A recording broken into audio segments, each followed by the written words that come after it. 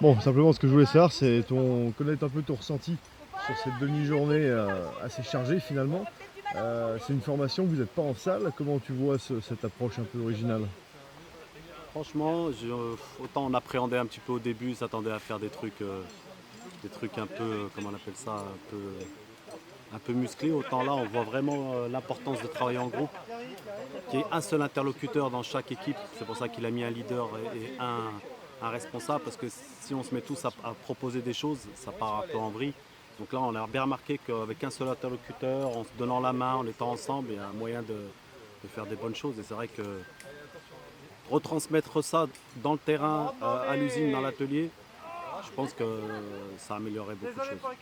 Et justement, les formateurs sur leur discours, sur leurs échanges, ils arrivent à faire le pont, le relais entre ce que vous vivez aujourd'hui et puis le taf à l'entreprise? C'est ça, exactement. C'est exactement ça. En fait, il n'y a pas de ressemblance, que ce soit dans une usine ou dans un n'importe où, c'est exactement pareil. En fait, quand on commence à travailler à plusieurs, il y a cette notion de groupe, il y a cette notion de leader, etc. Très très important. Comme à l'usine, il y a un chef d'équipe qui donne les directives, il y a des leaders plus techniques qui donnent encore leur touche technique sur les machines. Et c'est exactement pareil aujourd'hui en fait, hein. Il y a chacun son rôle et si tout le monde respecte sa place, on est en sécurité et ça se passe bien. Super, je te remercie. De rien.